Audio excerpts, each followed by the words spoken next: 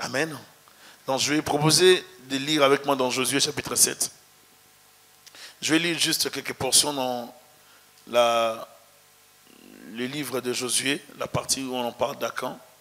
Nous sommes en train de parler des sujets que j'ai abordés la fois passée, des sorties de phénomènes bizarres et anormaux, ou bien des phénomènes étranges. Je vais prendre à partir du verset 12, Josué 7, 12. Et aussi les enfants d'Israël ne peuvent-ils résister à leurs ennemis? Ils tourneront les dos devant leurs ennemis, car ils sont sous l'interdit. Je ne serai plus avec vous si vous ne détruisez pas l'interdit du milieu des fonds. Lève-toi, sanctifie le peuple, tu diras, sanctifiez-vous pour demain, car ainsi par l'Éternel, le Dieu d'Israël, il y a de l'interdit au milieu de toi. Israël, tu ne pourras résister à tes ennemis jusqu'à ce que vous ayez ôté l'interdit du milieu des fonds. Vous vous approcherez le matin selon vos tribus, et la tribu qui désignera l'Éternel s'approchera par famille. Et la famille que désignera l'Éternel s'approchera par maison. Et la maison qui désignera l'Éternel s'approchera par homme. Celui qui sera désigné comme ayant pris ce qui était dévoué par interdit sera brûlé au feu. Je saute. Je lis à partir du verset 16. Josué s'éleva le bon matin et il fit approcher Israël selon le tribu, et la tribu de Juda fut désignée.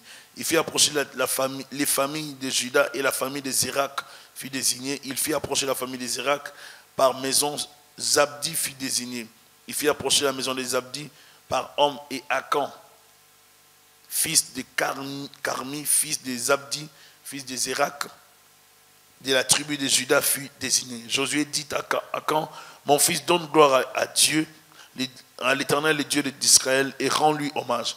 Dis-moi donc ce que tu as fait, ne me le cache point. Acan répondit à Josué et dit, il est vrai que j'ai péché contre l'Éternel, le Dieu d'Israël, et voici ce que j'ai fait. Je vis dans le butin un beau manteau de chinéar, 200 cycles d'argent, un lingot d'or du poids de 50 cycles. Je les ai convoités et je les ai pris. Ils sont cachés dans la terre au milieu de ma tente, et l'argent est dessous. Josué envoya des gens qui coururent à la tente, et voici les objets étaient cachés dans la tente d'Acan, et l'argent était dessous. Ils les prirent du milieu de la tente, ils apportèrent à Josué et à tous les enfants d'Israël, les déposèrent devant l'Éternel. Josué et tout Israël avec lui prirent Acan, fils de Zérak, l'argent, les manteaux, les lingots d'or, les fils et les filles d'Acan, ses bœufs, ses ânes, ses brebis, sa tente et tout ce qui lui appartenait, et ils les firent monter dans la vallée d'Acor. Josué dit, pourquoi nous as-tu troublés? L'Éternel te troublera aujourd'hui. Et tout Israël les lapida. On le brûla au feu et on les lapida. Waouh! Amen. Nous parlons de phénomènes bizarres, de phénomènes étranges.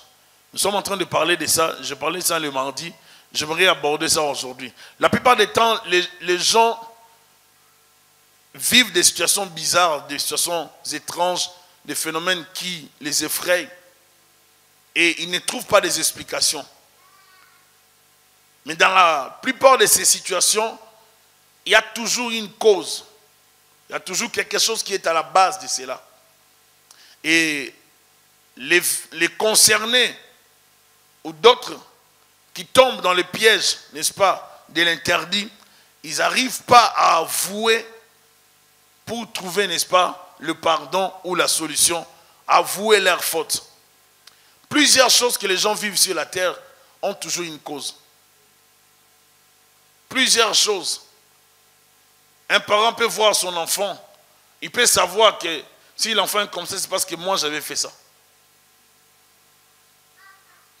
Il y a plusieurs choses qui arrivent dans ce monde. Et il y a toujours une cause. Il n'y a rien pour rien. Et même dans le monde, on dit qu'il y a la loi de cause à effet. Donc, il y a toujours une cause qui engendre quelque chose. Et nous, dans l'église, nous ne devons pas ignorer cela. Celui qui s'accroche à Dieu aura Dieu pour défenseur, Dieu pour protecteur. Celui qui se détache de Dieu, ben, se détache aussi de sa protection, de sa bénédiction. Celui qui introduit le mal dans sa vie, l'interdit, ben, il vivra les conséquences. La Bible dit, quelqu'un marchera-t-il sur le feu sans pourtant se brûler? C'est impossible. Alléluia. Cet homme a pris, n'est-ce pas, des choses qu'il a vues. Le manteau de Shinéar, il a pris des choses en or. Il a volé. Il est allé casser dans sa maison. Parce que pour lui, personne ne pouvait voir dans sa maison. Or, Dieu sait tout et Dieu voit tout. Ce que tu caches dans ta maison criera tellement fort, mais toi, tu ne pourras pas entendre ça.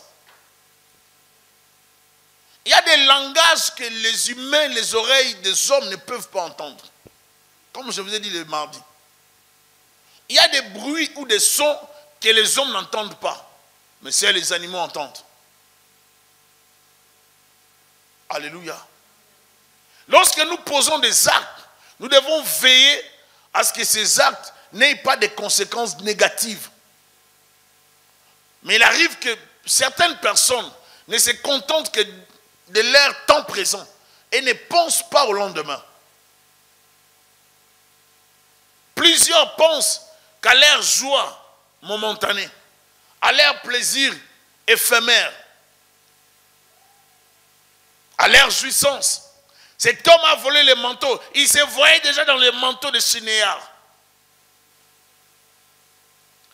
Il se voyait dans ces beaux manteaux. À son époque, c'était comme un griffe peut-être. Disons que c'était griffé. Donc, dans ces beaux manteaux de Shinéar, pour lui, waouh. Donc, il a violé un principe. Des choses dévouées par interdit. Il amène ça en Israël. Il met ça dans sa maison. Il dit, Dieu ne saura pas. Personne ne saura.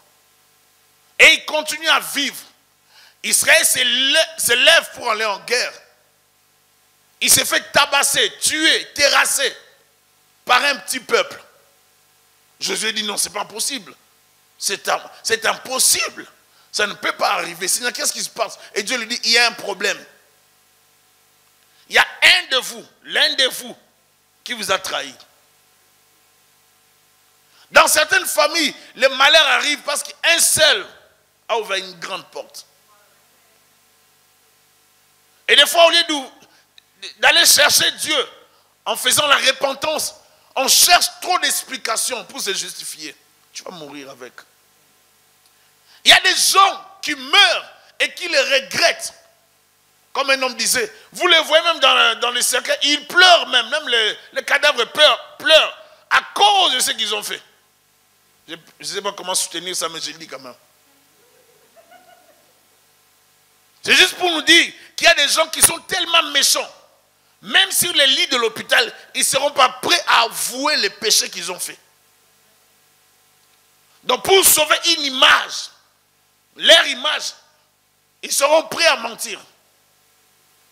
Il arrive que plusieurs personnes, un jour je parlais avec un aîné dans la foi, il m'a dit, je suis allé voir cet homme de Dieu là. Je lui ai posé des questions. Moi je savais qu'il allait mourir. Mais s'il avait avoué ce qu'il avait fait, parce que moi je savais, on allait prier comme on s'était déplacé. Parce qu'avant qu'une personne ne parte, Dieu lui donne toujours l'opportunité d'avouer. Il y a certaines personnes dans les hôpitaux qui pouvaient mourir mais qui ne sont pas morts. Que Dieu a sorti des hôpitaux. Tout simplement parce que ces gens ont eu à se repentir même s'ils les lits de l'hôpital. La repentance délivre.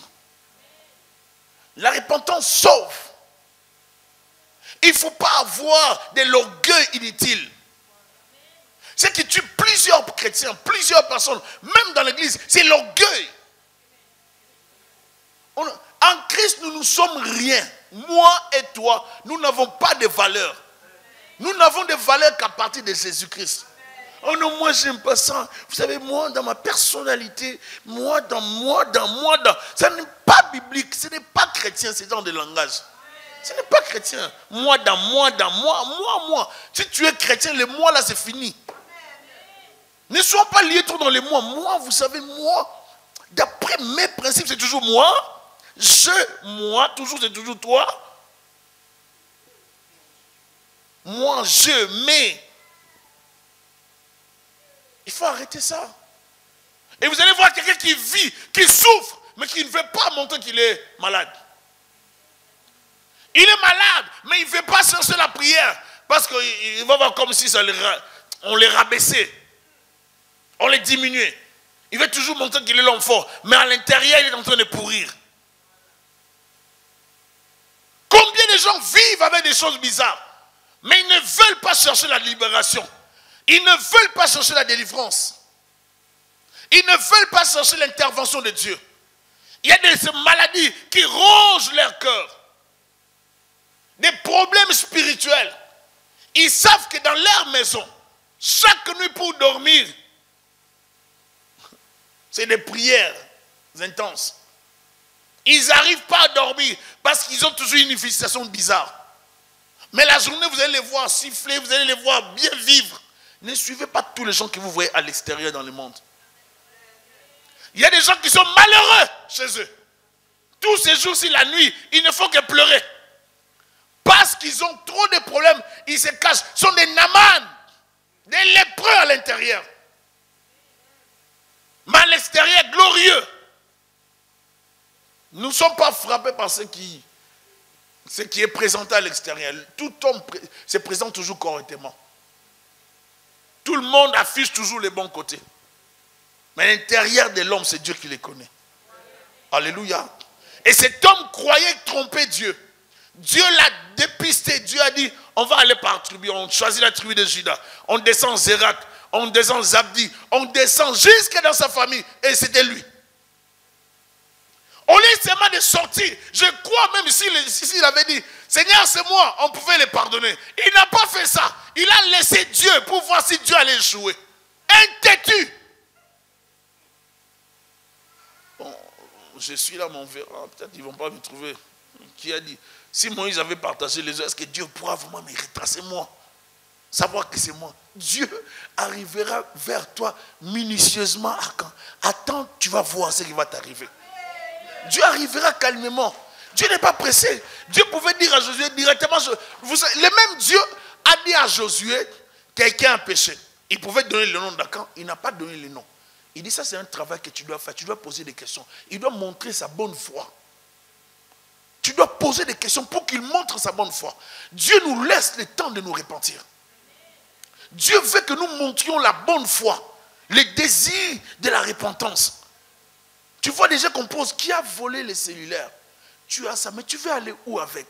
C'est un appareil. Ça va s'abîmer. Et même actuellement avec Google, on peut même savoir que c'est toi qui as pris ça. Il y a tellement de choses maintenant. Tu peux dormir avec les cellulaires de ton frère et de ta soeur. On vient les chercher chez toi. Parce qu'il y a tellement des options maintenant. Si tous les cellulaires qu'on dit intelligents, vous entendez intelligent, qu'est-ce que ça peut vous causer comme problème? L'homme est prêt à voler n'importe quoi. À un certain moment en Europe, les gens allaient même pour voler dans les magasins. Voler dans les magasins, voler les habits. Je ne peux pas oublier une histoire où les gens amenaient des fois des grosses pierres devant de grandes boutiques, de grands magasins. Ils amènent la grosse pierre, ils brisent les magasins la nuit. Dès qu'ils brisent, ils savent déjà qu'il y a ça. Ils entrent, ils prennent des choses, ils sortent avec. J'ai travaillé comme vigile dans les magasins à Paris. Je peux vous dire que j'ai vu des gens voler. Des fois, j'étais dans le couloir d'observation, je voyais des gens voler. Et des fois, ça me gênait. Un jour, j'ai vu un monsieur voler. Tellement qu'il volait, j'en avais honte. Je ne savais pas comment on allait lui dire, monsieur, tu as volé. J'étais gêné, mais quand je le voyais, je les connaissais. C'était choquant pour moi de voir qu'il volait. Un autre jour, j'ai vu un autre collègue voler l'avant-midi. Et en plus, frère de l'église, prier ensemble. Je l'ai vu vraiment voler. Il a volé, il prenait des choses. Il remplissait, il avait un gros pantalon, je crois qu'il avait un autre pantalon dessus. Je ne sais pas comment il s'était arrangé, mais il mettait beaucoup de choses dedans. Et ces jours-là, il est sorti avec lors de sa pause, parce qu'il a volé juste avant sa pause. Et puis lors de sa pause, il est sorti avec ses biens. Plus tard, un incident est arrivé dans le magasin. Et c'était lui, la cible. Il en a eu des conséquences jusqu'aujourd'hui. Il a failli mourir ce jour-là. Nous ouvrons nous-mêmes les portes par nos actes. Lorsqu'on on a du plaisir, on ne pense pas aux conséquences. Lorsqu'on éprouve de la joie, on ne voit pas les lendemains. La plupart du temps, nous oublions beaucoup de choses. Parce que nous voyons seulement les présents. Toutes les églises qui chantent et qui prêchent la parole de Dieu ne sont pas forcément les églises de Dieu. Avoir une église qui prêche Dieu dans la vérité, une vie de prière est une grâce et une forte bénédiction pour vos vies. Être dans une église où on craint Dieu, on prie, on gêne, on cherche la face de Dieu, c'est une bénédiction. Il faut bien dire amen. Parce que tu vas comprendre ça ce soir. L'église est une bénédiction et un lieu de refuge. L'église sauve. Parce que Jésus est dedans dans l'église. Alléluia. L'église protège les gens. L'église du Seigneur sécurise les gens face à tout danger invisible. Certaines personnes allaient mourir, même connaître des accidents, juste à cause de leur appartenance dans une église, de leur identification dans une église. Et surtout si l'église a, n'est-ce pas, une personne ou bien un ange, l'ange de l'église prie pour l'église correctement et l'église aussi demeure dans la prière, il y aura des bons résultats, il y aura la protection, il y aura la main de Dieu. Il se passe des choses dans le monde invisible. Le fait de ne pas voir les choses invisibles n'exclut pas leur existence. Dieu existe même si nous ne le voyons pas. Satan existe même si on ne le voit pas. Le monde invisible existe. Ne vous leurrez pas. Vous n'aurez pas toujours 10 ans. Si vous avez 20 ans, vous n'aurez pas toujours 20 ans. Il arrivera un jour où vous aurez 30 ans. Un autre jour, vous aurez 40 ans. Un jour, je parlais avec ma femme, je repensais un peu à beaucoup de choses. Je me disais, ah Seigneur, si je pouvais descendre un peu vers 22 à 23 ans, j'allais bien faire ça. Mais c'est parti, Thierry. Tu ne peux plus descendre à 20 ans. Celui qui a 20 ans pense qu'il va rester là-dessus. Non, ça va passer vite. Quelqu'un disait, lorsque tu arriveras à 30 ans, tu vas voir, ça va courir vite jusqu'à 40. Et dès que tu arrives à 40, c'est fini là. Bon, c'est pas fini, mais c'est pour dire que c'est parti quoi. Donc tu peux atteindre 50 ans maintenant. Akan a pris les choses, il est allé cacher. Il était dans la joie. Il voyait un intérêt personnel, l'ego, le matériel. Nous ne devons pas nous attacher au matériel. Plusieurs personnes souffrent à cause des interdits. Il se passe des choses étranges dans certaines familles parce qu'un seul parent a introduit un mal. Des fois, il a introduit quelque chose, il n'a pas dit à sa femme. Des fois, il a pactisé avec le diable, les démons, il n'a pas dit à sa femme. La femme dit, waouh, Dieu nous a bénis. Alors que ce n'est pas Dieu. Une femme ramena des voitures chez elle, disant à son mari que c'est des voitures, Dieu nous a bénis avec mon travail et tout, j'ai acheté tout ça. Le mari était dans la joie. Un jour, ils se sont disputés. Et sous la colère, elle a largué.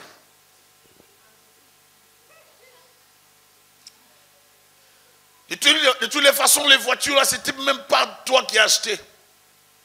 C'est mon autre copain qui les a achetées. Et ça crée un feu parce qu'elle était mariée.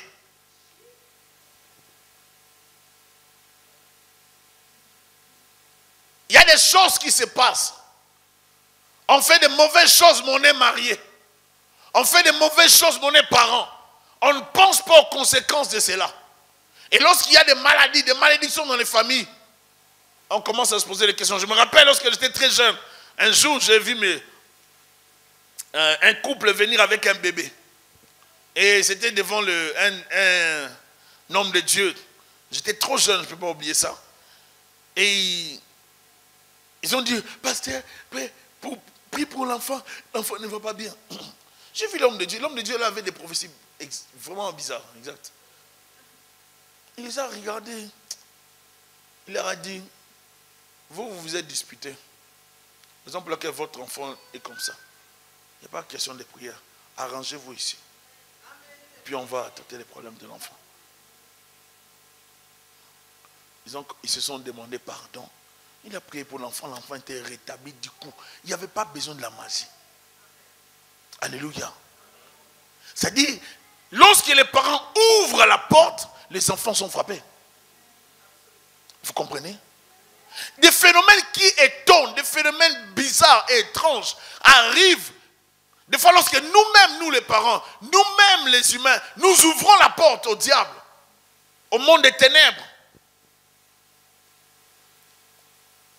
Et plusieurs vivent des choses bizarres. Ils n'arrivent pas à se prononcer par rapport à ça. Ils ne savent pas comment s'en sortir. On dort, on les casse, on casse des choses. On souffre, on les cache. On est malade, on cache. On a touché à la magie, à l'occultisme. On ne sait pas l'avouer, on cache. On ne cache pas des choses du genre, vous avez touché à l'occultisme et vous vous cachez. Vous voulez renoncer dans les secrets. Tu ne renonces pas comme ça. Si tu veux renoncer comme ça, ils vont te fouetter jusqu'à t'enlever de la tête. Tu peux même disparaître. Il ne faut pas faire ça. Viens directement à l'église. C'est là que tu vas comprendre que l'église a son importance.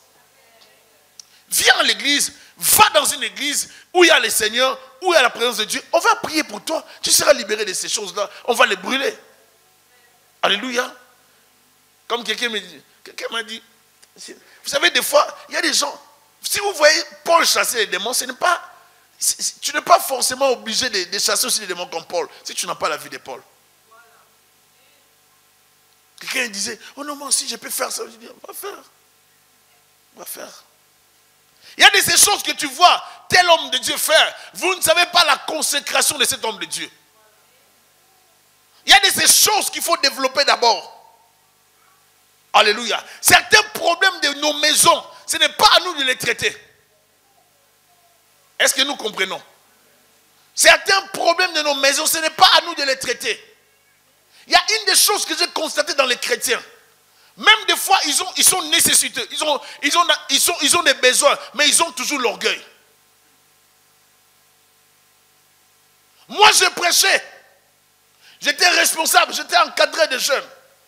J'avais beaucoup de jeunes que j'encadrais. Chaque samedi, je réunissais plus de 100 jeunes. Une centaine de jeunes. Plusieurs jeunes qui venaient, que j'encadrais. Mais moi-même, j'avais des problèmes spirituels. Je prêchais, je priais pour des gens. Et quand je priais pour des gens, ils voyaient la main de Dieu. Il y avait des manifestations. Le Saint-Esprit agissait. Mais en ce qui concerne des cauchemars, c'était comme un don. Si je me mets à dormir, cauchemar. Cauchemar sur cauchemar. On changeait seulement des pages. Tous les jours, chaque page. Donc, il y a des cauchemars. C'était comme un don de cauchemar. Alors, quand je parle de cauchemar, c'est vraiment des cauchemars. Donc, dès que tu sors de là, tu sais que vraiment tu viens de... C'est comme si vraiment... C'est la réalité. Mais ça prenait seulement qu'on fasse des prières d'autorité pour moi. Les jours qu'on a prié seulement pour moi, ces jours-là, on a fait des prières d'autorité. Bien aimé, la puissance de Dieu agit. Non, j'aimerais dire que Dieu agit. Dieu agit. On a prié pour moi, on m'a libéré. Et ces jours-là, non, j'ai eu des nuits paisibles. Depuis ces jours-là, l'esprit de cauchemar était parti. Alléluia. J'ai dormi toujours traqué. Des choses bizarres. Moi, c'était vraiment des cauchemars. Des cauchemars. Mais depuis ces jours-là, Dieu m'avait libéré. Je pense, et je l'aimerais le dire aujourd'hui, que Dieu va te libérer. Il y a de ces phénomènes bizarres des fois que nous développons, que nous vivons, mais nous ne voulons pas en parler. Parce qu'on a honte d'en parler. Dans les domaines des rêves. Les rêves sont des moyens par lesquels l'esprit de l'homme perçoit des choses spirituelles et entre en contact avec des esprits. Et dans les domaines des rêves, plusieurs personnes subissent des choses, voient des choses. Il y en a même de ceux-là qui mangent la nuit. Tous les jours, ils mangent. Lorsqu'ils se réveillent, ils sentent même comme s'ils ont bien mangé, rempli le ventre. Et quand tu vois ça, tu trouves ça normal. Ce n'est pas normal. Dans les rêves, plusieurs personnes vivent des choses. Un jour, je prêchais, j'évangélisais en Afrique. Je croise une femme. Cette femme me dit, elle me dit, en langue africaine, Moana. Donc, fils, est-ce que tu penses vraiment que toi, tu as la solution pour mon problème? Je dis, c'est quoi ton problème? Jésus-Christ peut agir. Elle me dit, écoute, moi, aujourd'hui, la nuit, j'ai mis au monde. Dans mon sommeil, j'ai mis au monde. Et j'ai vécu tout ce qu'une femme traverse dans le moment de l'accouchement sur mon lit. Et lorsque je me suis réveillé, c'était ça. Tu vois comme je suis là? Je suis comme une femme qui vient de mettre au monde. Comment tu vas m'expliquer ça?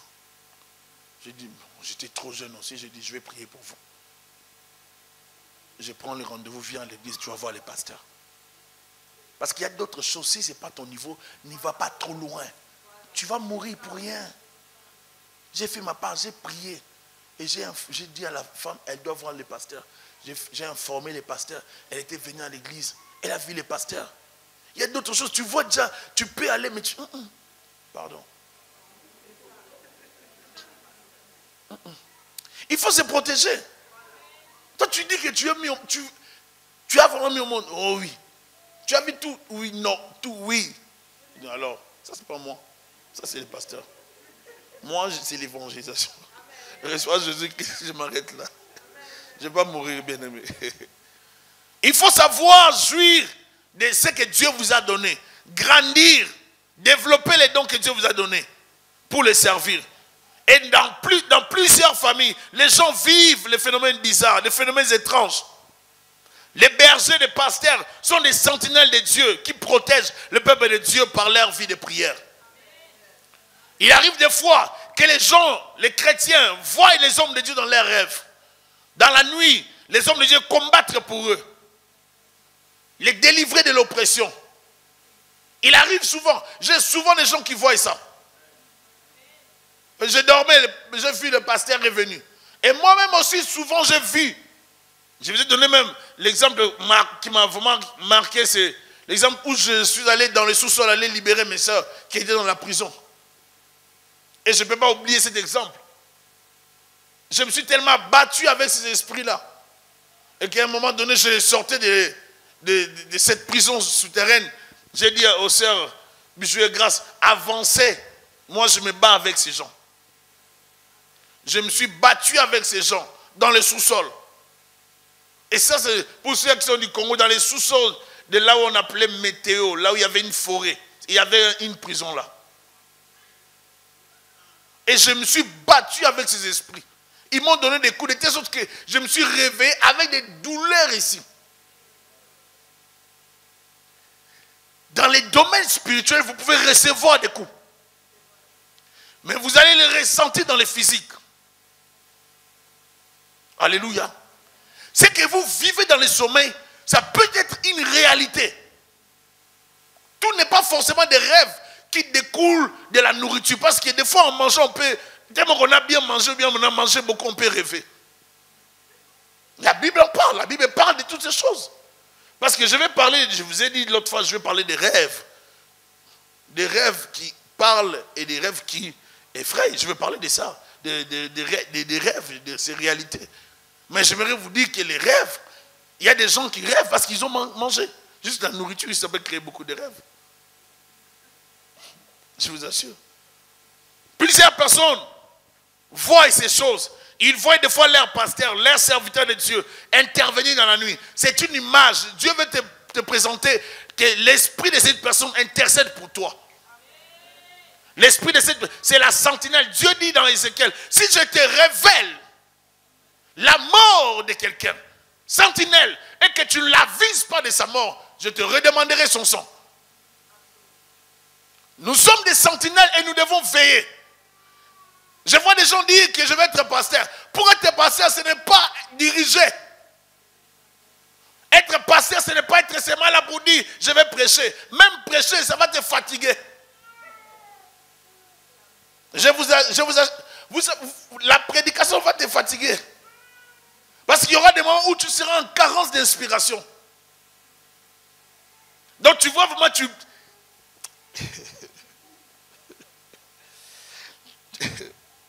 tu prends la Bible là. Tu ne trouves rien.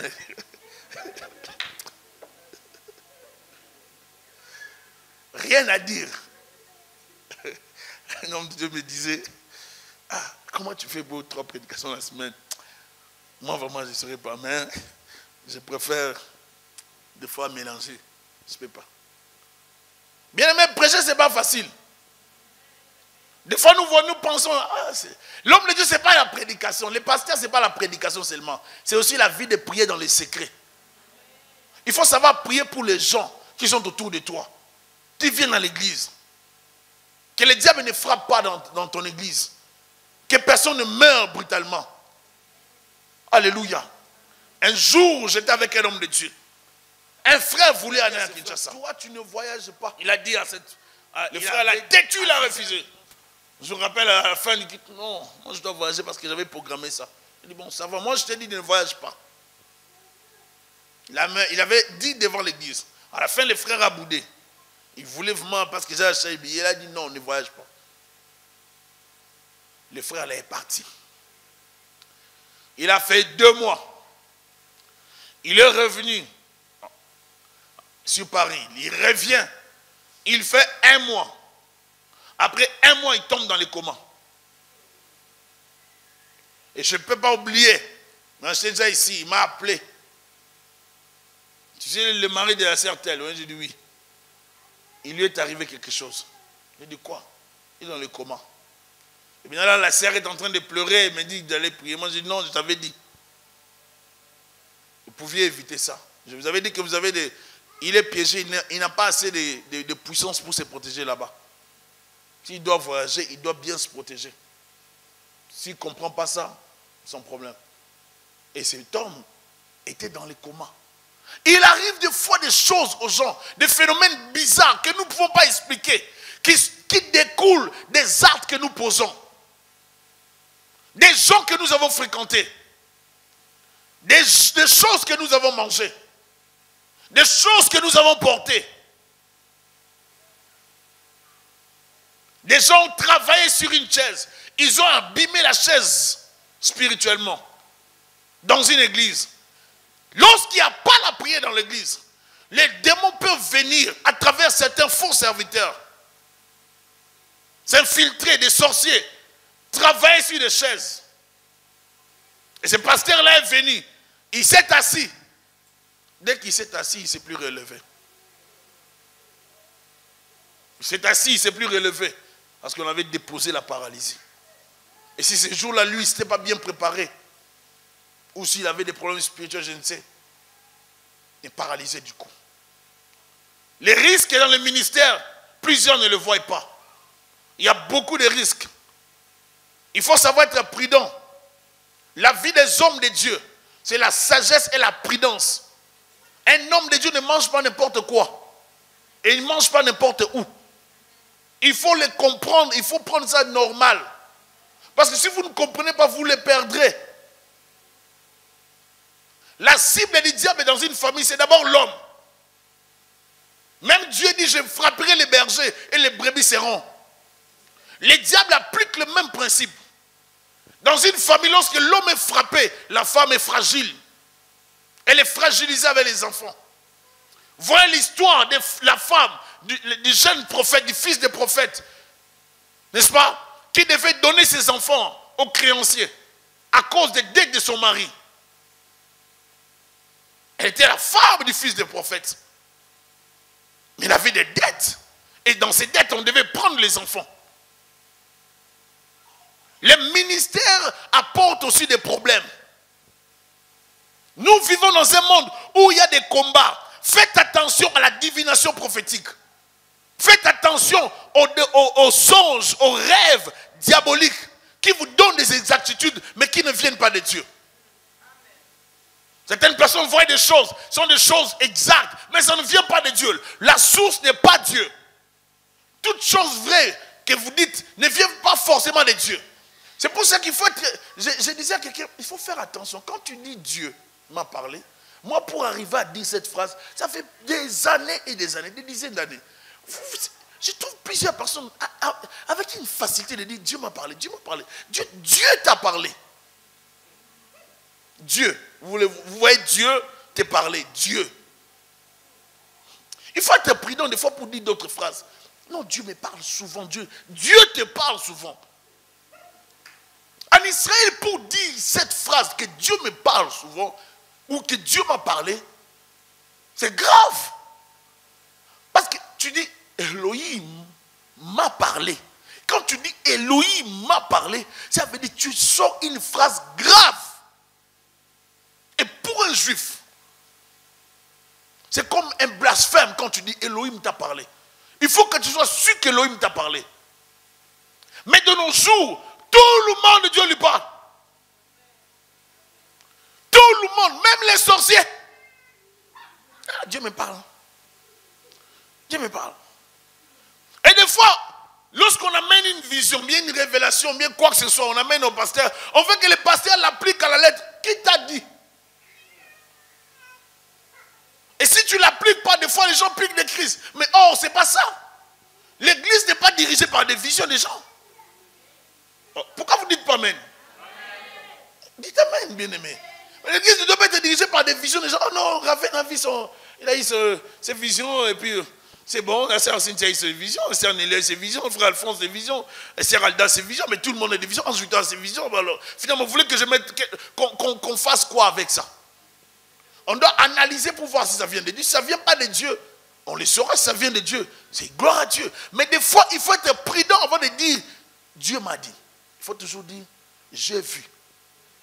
J'ai vu. Le Seigneur m'a permis de voir. Mais je ne sais pas si c'est Dieu qui m'a permis, mais je parle. Il faut utiliser toujours un langage d'humilité. Et non de certitude.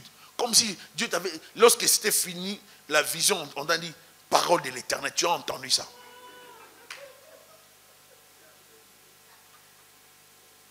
Parole de l'Éternel. Ainsi parle l'Éternel. Si tu n'as pas entendu ainsi parle l'Éternel, ne le dis pas.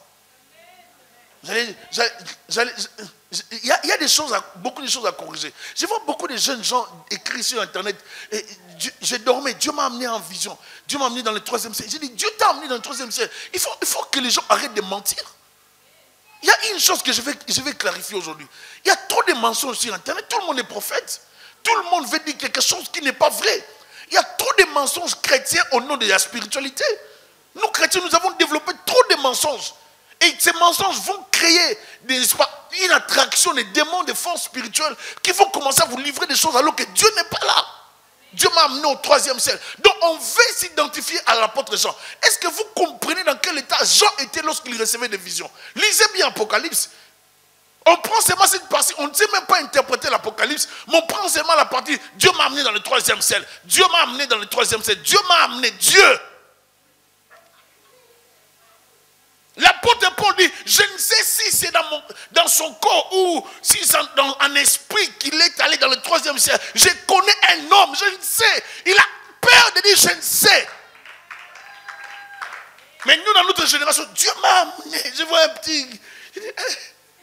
Je dis, les jeunes d'aujourd'hui, tous les jeunes sont des prophètes. Je dis, donc ce petit, dès qu'il est là, Dieu l'a amené dans le 3e ciel. Et puis il écrit sur Internet, tout ça. Tout le monde, ah, amen, j'aime, partager, j'aime. Nous n'avons pas peur des choses de Dieu. Nous n'avons pas peur. Même des sorciers publient. Ils donnent des visions aux gens. Chrétiens, j'aimerais dire quelque chose aux chrétiens aujourd'hui. Ne tremblez pas devant les visions et les prophéties. Ce n'est pas ça. J'ai vu des gens prophétiser comme pas possible. Qui pouvaient te dire, même dans ta poche, tu as $20 avec exactitude. C'est un peu désiré. Mais un pudique à un niveau très élevé. La vie chrétienne, ce n'est pas seulement la prophétie. La vie chrétienne, c'est l'application de la parole. Être un chrétien authentique et véritable. Le chrétien, ce n'est pas quelqu'un... Non. Le chrétien, c'est quelqu'un qui applique la parole. La vie chrétienne, c'est l'application de la parole. Et vous savez que nous veillons sur l'application de la parole, la promesse. Il faut appliquer la parole. La crainte de Dieu, c'est le commencement de la sagesse. Alléluia. Le diable a plus d'opportunités dans nos maisons, dans nos vies, parce que nous ne craignons pas Dieu. Nous faisons beaucoup de choses qui n'ont rien à voir avec Dieu. L'église est malade parce que nous dormons, parce que nous ne prions pas. Il n'y a pas la vie de Dieu.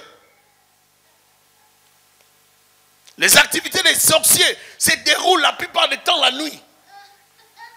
Ils cherchent à créer des maladies, à détruire les gens, à tuer, à sacrifier des vies, manger la chair humaine. Ils cherchent à détruire des gens la nuit.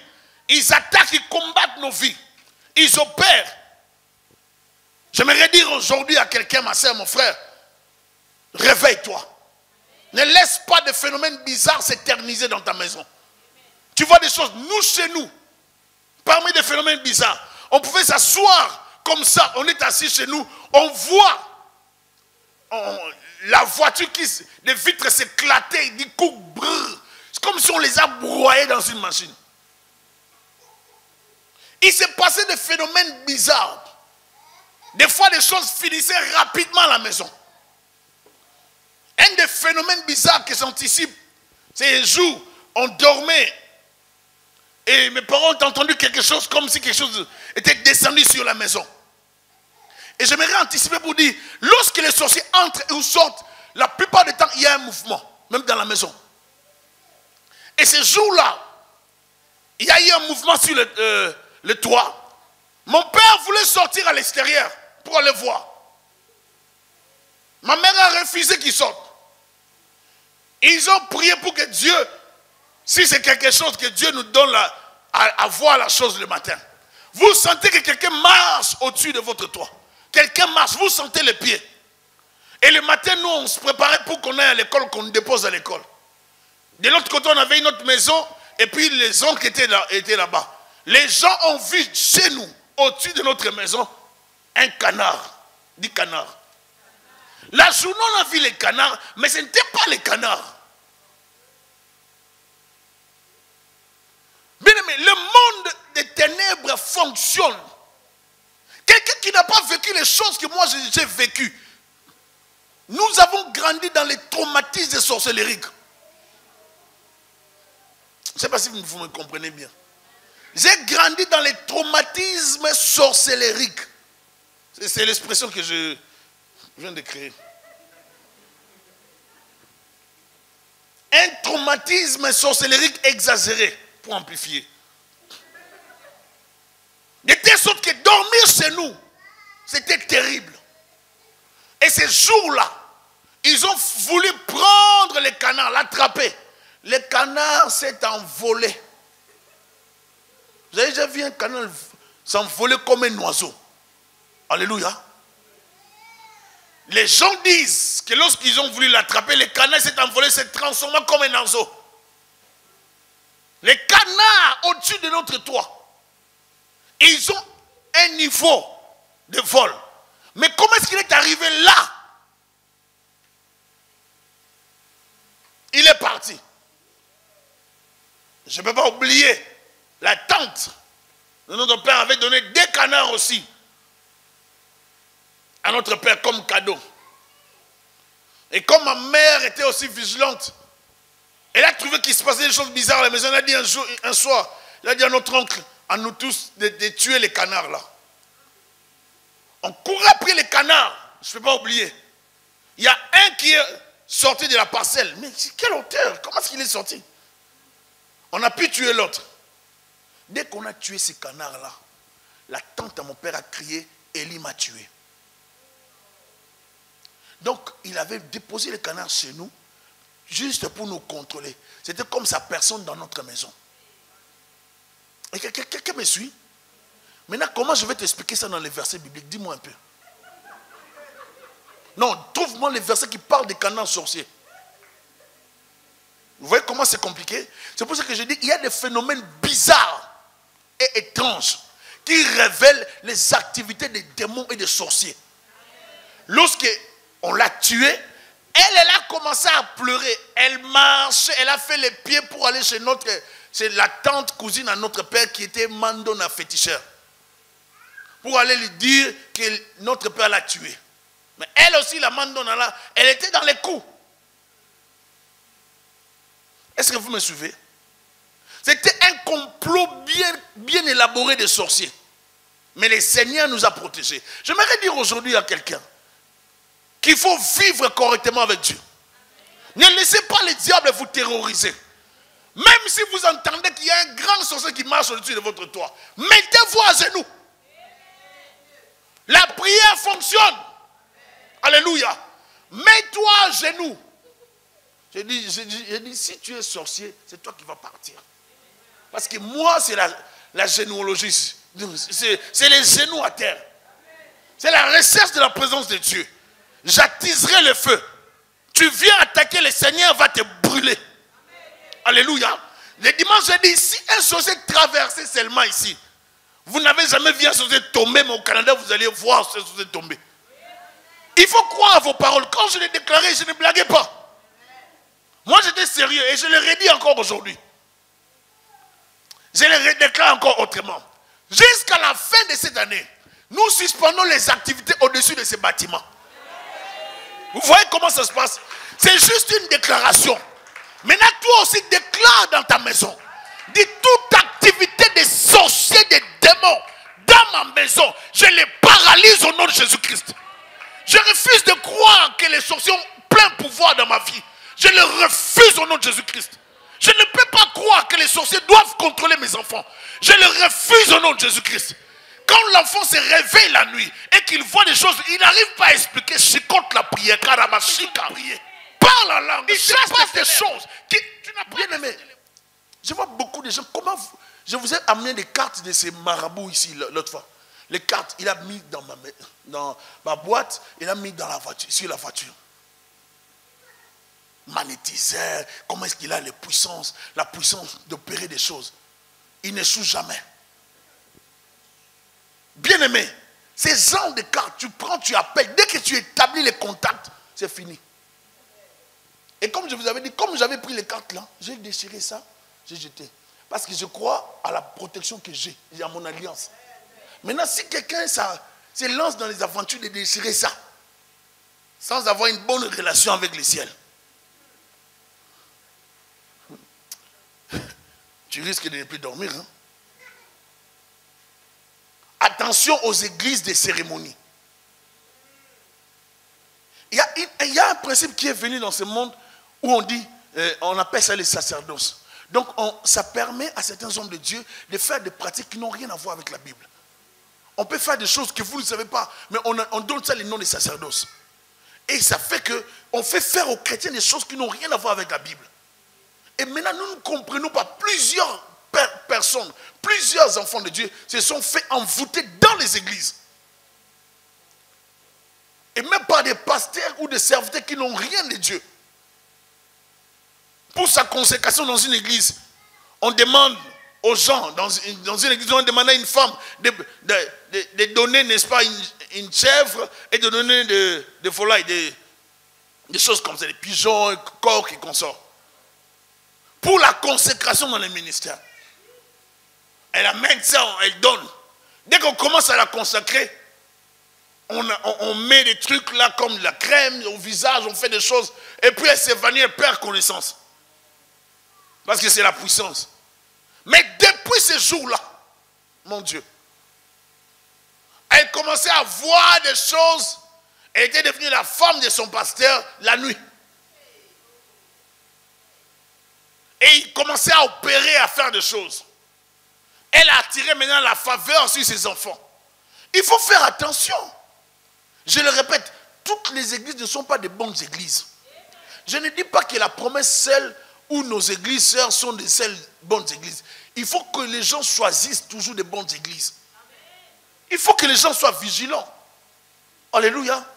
Une église qui n'a pas la prière, ce n'est pas une bonne église.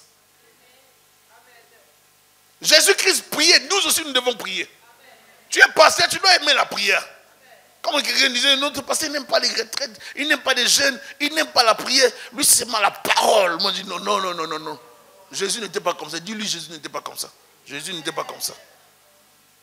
Des gens deviennent malades et d'autres sont ensorcelés par des faux serviteurs qui utilisent des cérémonies, des pratiques occultes. Une fille donna son premier salaire à son père comme prémisse. Vous savez, dans nos familles africaines, lorsque tu donnes les salaires comme ça, pour que tu sois béni par ton père ou par ton oncle, par je ne sais pas qui. Oncle paternel, maternel, tu donnes. Alors, elle donna son premier salaire. Son père a pris le salaire. Il a jeté la salive, la craché dessus. Sois béni. J'étais béni, il déclare. Depuis qu'il a fait ça, la fille n'a jamais plus un travail. Elle n'a plus jamais travaillé. Elle vient de se rendre compte de ça plusieurs années après. Elle parlait. Elle dit, mais je ne comprends pas. C'est maintenant que mon mari, c'est moi qui travaille. Moi, je postule, on ne me prend pas. Parce que papa avait fait ça. Or, le papa gourou. Elle aussi, elle sait que le papa est gourou. Dans les fétiches. Mais elle a accepté parce que c'est papa, il doit bénir. Bien aimés, ils sont vigilants. Des fois, nous-mêmes, nous allons nous livrer dans des pratiques de coutumes, des pratiques qui n'ont rien à voir avec Dieu. Les cérémonies que Dieu n'a pas instituées sont des moyens d'initiation dans la vie spirituelle. Il faut les éviter. Je ne sais pas si vous me comprenez. Faites attention aux cérémonies que Dieu n'a pas instituées bibliquement. Attention aux églises qui aiment trop de rituels. Est-ce que vous me suivez?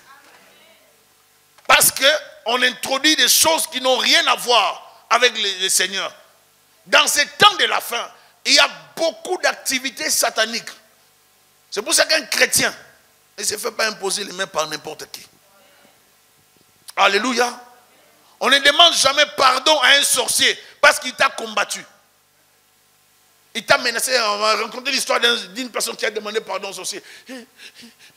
Toi, tu vas mourir. Hein? Pardonne-moi. Parce que j'ai peur. Ne me tue pas, s'il te plaît. Non! Tu lui donnes l'autorité. Si tu sais que tu n'as rien fait, prie!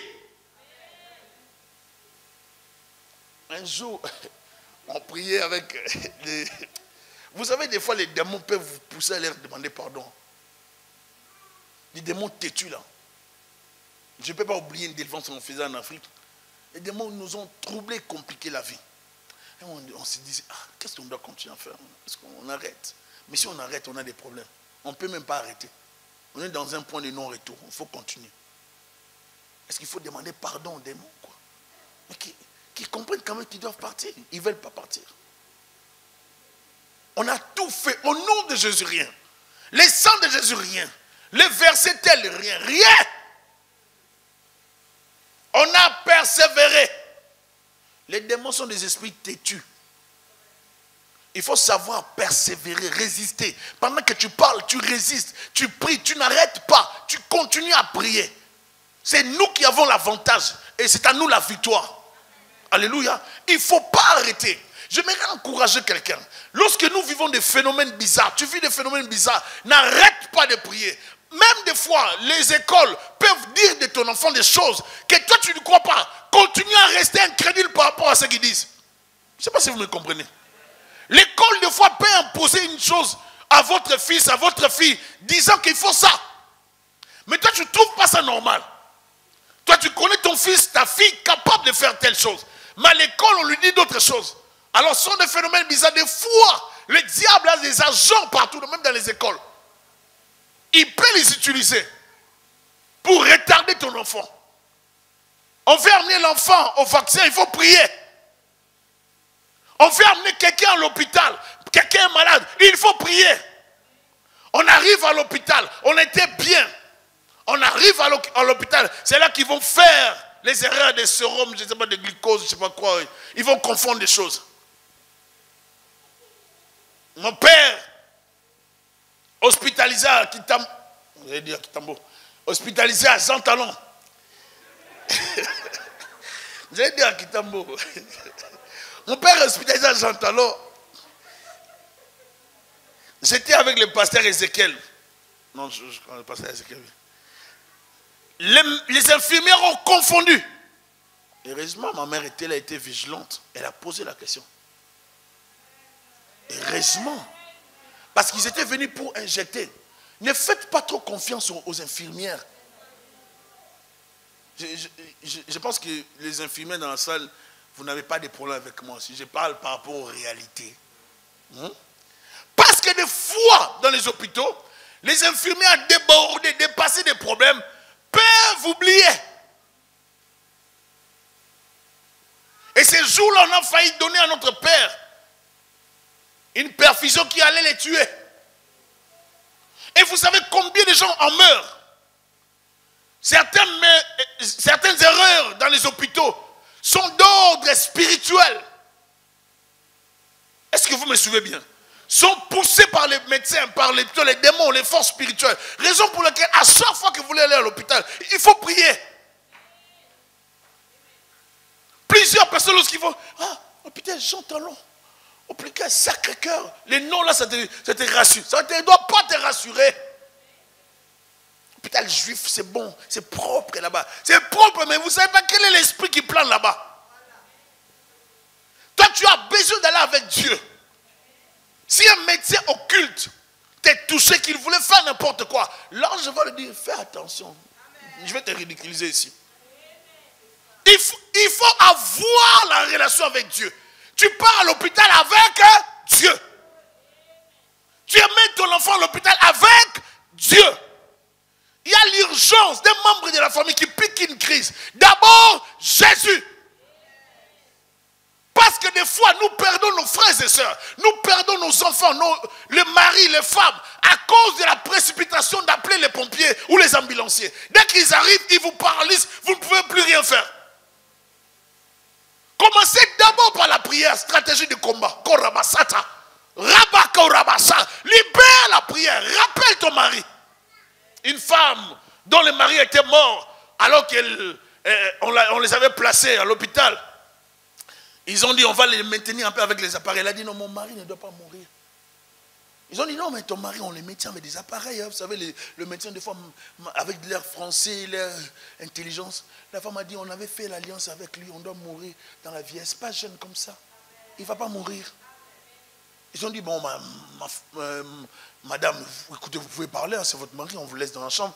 Il est sous les appareils. La femme l'a passé des heures. Elle commençait à rappeler à Dieu. Elle touchait le mari qui était dans la situation comatique. Elle rappelait à Dieu. Elle rappelait les herbes. Elle rappelait sa conduite. Elle rappelait la conduite de son mari. Seigneur, on s'est marié jeune. Seigneur, rappelle-toi, nous avons fait telle alliance. Telle chose dans l'église, on avait donné. Tel jour, on s'était levé. Telle chose à l'église, c'est nous qui avons acheté. Rappelle-toi de nos sacrifices. Rappelle-toi de mon mari. Tu sais comment est-ce qu'il te sert à l'église?